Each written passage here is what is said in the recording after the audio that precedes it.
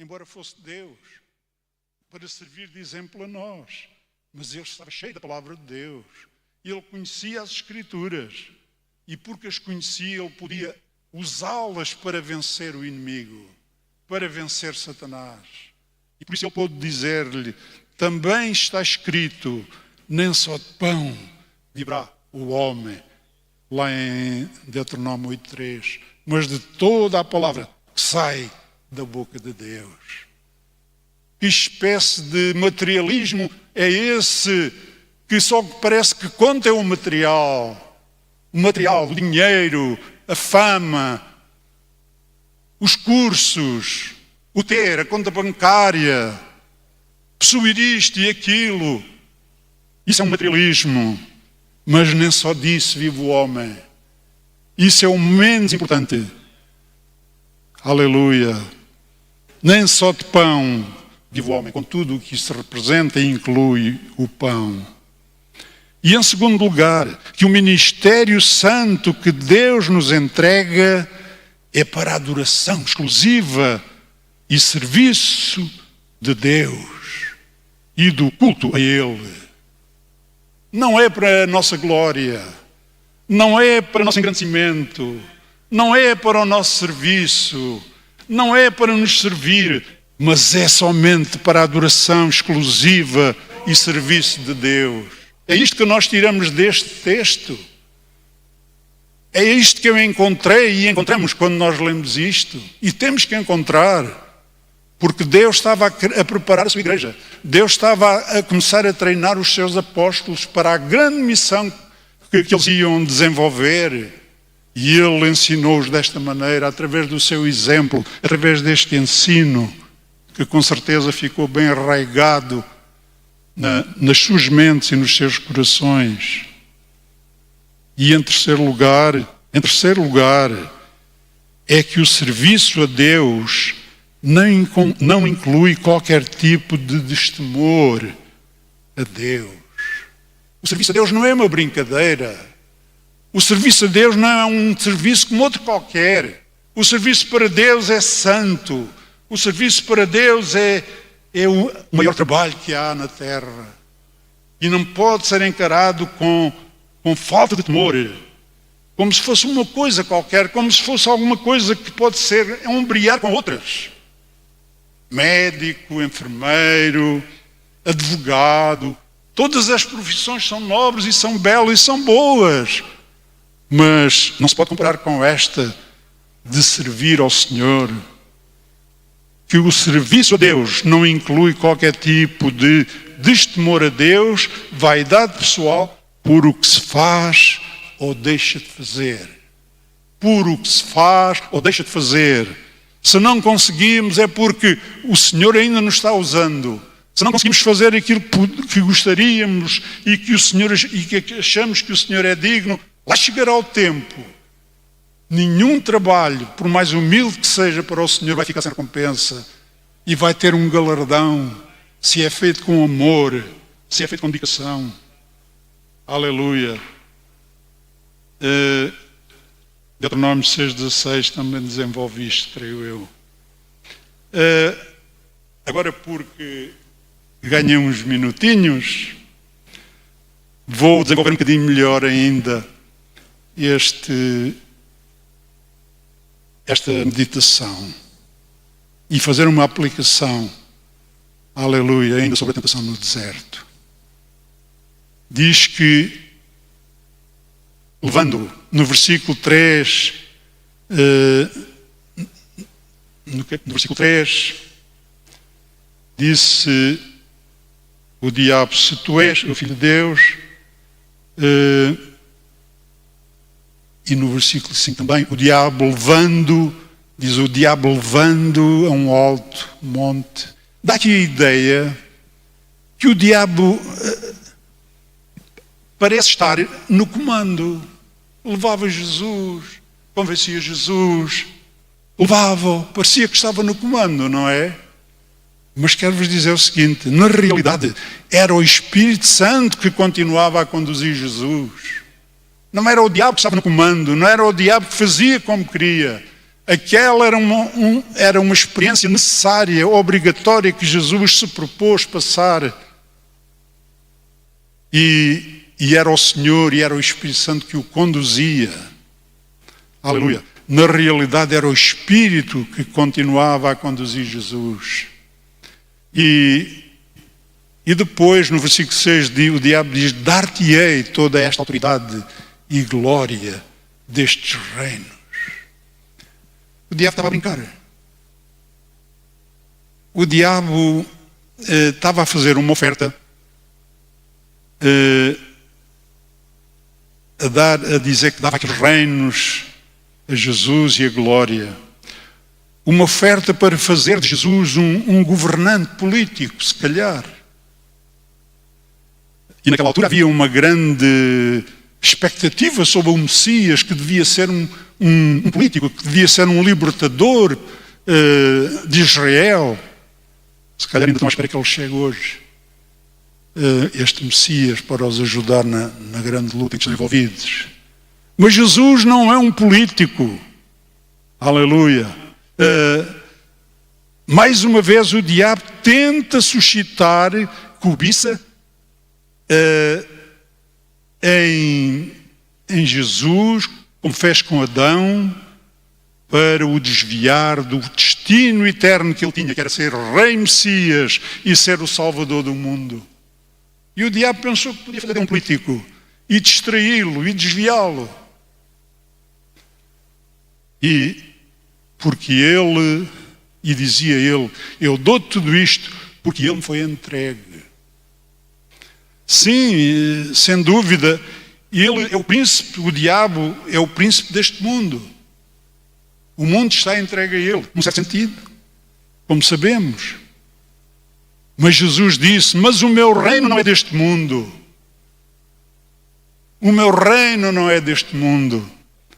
Antes Jesus veio para julgar este mundo e expulsar o seu príncipe. Como dizem em João 12:31, João 12:31,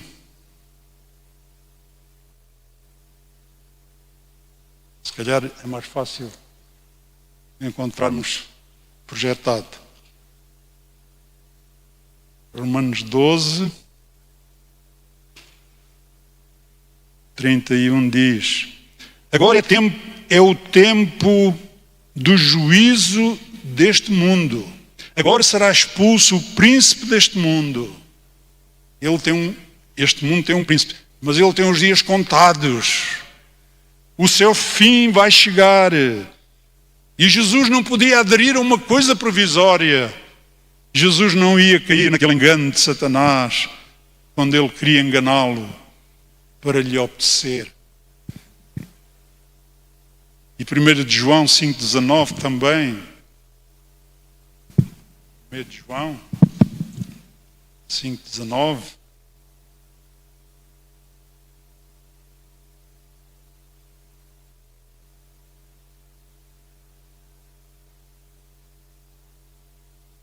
Diz assim: sabemos que somos de Deus e que o mundo inteiro está no maligno. O diabo não tem nada para nos dar do mundo, porque o mundo está no maligno. E nós somos de Deus. Aleluia. Nós conhecemos o Senhor. Aleluia. Bendito seja o nome do Senhor. Oh, meus irmãos, ele disse-lhe que dava a autoridade e a glória deste mundo. Mas Jesus já tinha essa glória. Essa glória não era ser um líder. Essa glória não era ser uma figura proeminente. Pelo contrário. Um dia ele explicou aos seus discípulos, e principalmente a um grego, que queria ver Jesus em João, capítulo 12. Outra vez, João, capítulo 12. Havia uns gregos que queriam ver Jesus, lembram-se? Capítulo 12, versículo 20. Diz assim: Ora, havia alguns gregos entre os que tinham subido a adorar no dia da festa. E porque eram gregos, dirigiram-se a Filipe, que também era um nome grego, que era de Betsaida, da Galileia, e lhe rogaram: Senhor, gostaríamos de ver a Jesus.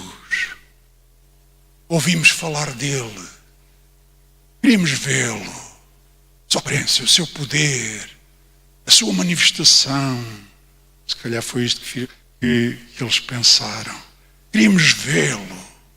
Com certeza que vamos ficar deliciados e vamos para a nossa terra e vamos contar: vimos o Messias, vimos Cristo. Tanta coisa para contar sobre ele. Certamente foi o que eles pensaram. Gostaríamos de ver a Jesus, disseram eles. Filipe foi dizer ao André, e André a Filipe disseram a Jesus. Jesus respondeu: eles querem ver Jesus. Era como se ele estivesse a dizer: eles querem ver Jesus? Ok. Jesus respondeu: é chegada a hora em que o Filho do Homem será glorificado. Sim, Senhor. Em verdade vos digo, se o grão de trigo caindo na terra não morrer, fica só. Mas se morrer, produz muito fruto. Aqui está a glória. A minha glória está nisto. A minha glória que vocês querem ver é ser um grão que é enterrado na terra e que produz muito fruto. Quem ama a sua vida, disse Jesus, perdê-la-á. Mas quem odeia a sua vida neste mundo, guardá-la-á para a vida eterna. Não sei se era este tipo de glória que eles queriam ver em Jesus. Mas era a glória de Jesus. E tem que ser a nossa também. Porque somos seus discípulos. Aquele que me serve, cá está, versículo 26, aquele que me serve deve seguir-me. E onde eu estiver, ali estará também meu servo. E se alguém me servir, meu Pai o honrará. A maior honra. Aleluia. Agora o meu coração está angustiado. E que direi: Pai, salva-me desta hora. Mas foi precisamente para esta hora que eu vim. Pai, glorifica o teu nome. Então veio uma voz do céu: já o glorifiquei e outra vez o glorificarei. Aleluia, glória a Deus. Então esta é que é a verdadeira autoridade. A autoridade do serviço, da humildade, da submissão a Deus. E esta é que é a verdadeira glória. Contribuir e ajudar para que muitos venham à glória também da salvação. Embora Satanás tenha algum domínio neste mundo, efetivamente, que é um domínio concedido por Deus, temporário, porque breve vai acabar esse tempo e está-se a esgotar, mas o Senhor, e ele é considerado como o príncipe das trevas, em Colossenses 1,13. Vejam bem, Colossenses 1,13.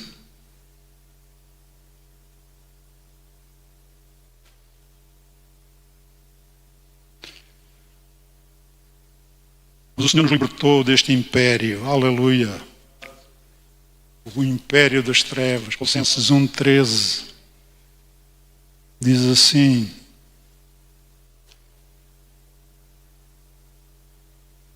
e que nos tirou do poder das trevas e nos transportou para o reino do Filho do seu amor. Portanto, o Satanás, ele é quem dirige este império das trevas, em que o mundo está mergulhado, e nós também estávamos, mas o Senhor nos tirou do poder das trevas e nos transportou para o reino do Filho do seu amor. Aleluia. E portanto aqui ele oferece coisas. O diabo aqui oferece coisas realmente. O diabo aqui oferece coisas, mas são coisas que não lhe pertencem. São coisas que lhe vão ser tiradas. Também porque o Senhor vai ter que as purificar com fogo. mas são-lhe tiradas. Ele é provisório. Portanto, e nós sabemos, irmãos, que Satanás queria que o Filho de Deus o adorasse, em vez de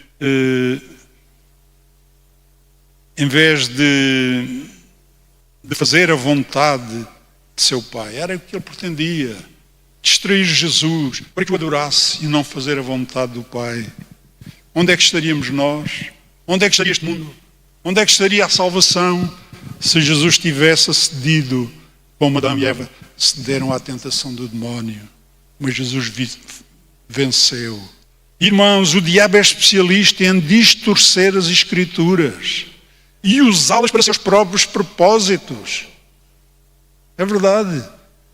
Vejam em João 8,44, se ainda tiverem a Bíblia aberta em João 8,44. Sendo apenas uma referência, a Bíblia está cheia destes exemplos, não é? João 8,44.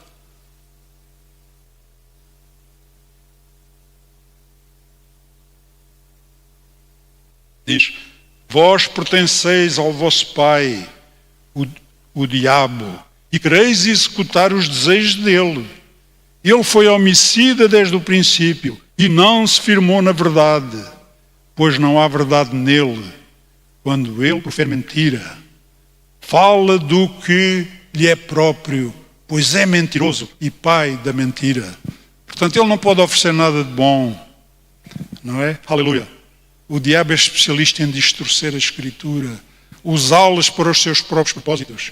E isto deve alertar-nos para aqueles que habitualmente, ou esporadicamente mesmo, por fraqueza, por falta de uma experiência com um jejum de deserto, ainda se deixam levar pelas sereias do diabo. Portanto, ele é muito hábil em transtornar as Escrituras, dando-lhe portanto, levar as pessoas, a enganar as pessoas até com a própria Bíblia, distorcendo as Escrituras. E terminando, meus queridos, o Espírito Santo leva Jesus e permanece com ele até ao fim da sua tentação, afirmando que ele é de facto o Filho de Deus. Aleluia. A bendita Trindade também permanece conosco, para que possamos resistir à tentação satânica da nossa carne, da nossa soberba, da nossa vontade. Nós também somos os filhos queridos de Deus. Aleluia. E não somos um produto da obra do diabo. Não queremos. Fomos libertados, fomos salvos. Aleluia. Que o Senhor nos abençoe. Glória a Jesus.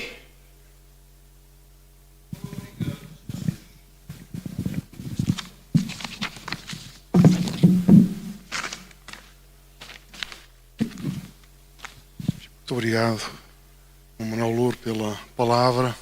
Verdadeiramente, o Senhor respondeu: está escrito. Está escrito. Como é importante nós aprendermos a palavra de Deus. Como é importante nós memorizarmos a palavra de Deus, interiorizarmos-la nos nossos corações, para que na hora em que o inimigo vem atacar, nós dizemos: está escrito. Temos vitória em Jesus.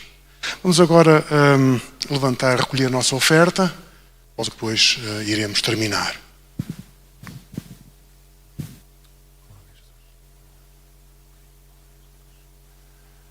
Vamos cantar o hino 192. Pelo sangue nós somos redimidos, amém? Há poder no nome e no sangue de Jesus. Quando estive agora ali em Berlim no Congresso de Evangelismo da Billy Graham, uma das coisas que foi um resumo foi: temos que voltar a falar sobre o poder do sangue de Jesus. Porque no nosso dia a dia, agora por causa da mensagem do sangue não ser assim tão politicamente correta, A verdade é que há poder no sangue de Jesus para libertar, para curar e para nos dar vitória. Amém? Glória a Jesus. Pelo mundo brilha a luz, desde que morreu Jesus, pendurado lá na cruz do Calvário. Os pecados carregou e da culpa o mal levou, com o sangue que emanou no Calvário. Pelo sangue, somos redimidos, sim, pelo sangue carmesim.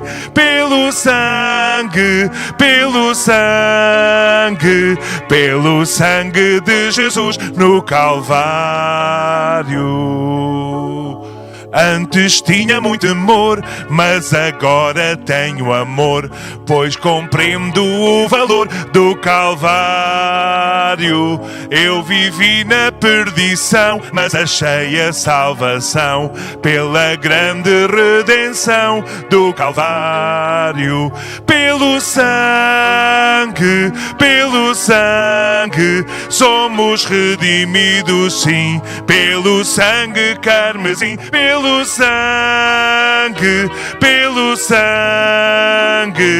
sangue de Jesus no Calvário. És um grande pecador, eis aqui teu Salvador, tema de um bom pregador, o Calvário, o Cordeiro divinal. Padeceu na cruz seu mal e oferece graça tal no Calvário. Pelo sangue, somos redimidos, sim, pelo sangue carmesim. Pelo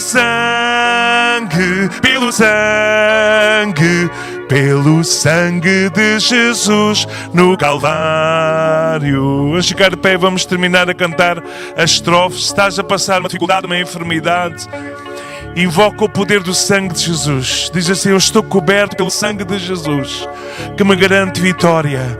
Pelo sangue, somos redimidos, sim, pelo sangue carmesim.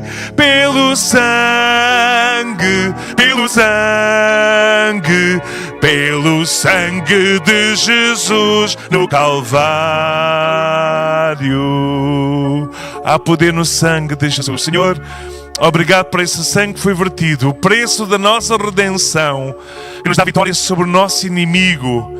O preço foi pago para sermos justos diante de Deus e temos a proteção dos anjos do Senhor, a proteção do Altíssimo sobre nós, para vencermos, Senhor, as dificuldades, as lutas, as provas e, como ouvimos, as tentações, firmes na Tua palavra, porque está escrito. E nós queremos fazer aquilo que está escrito no nome de Jesus. Amém. Aleluia.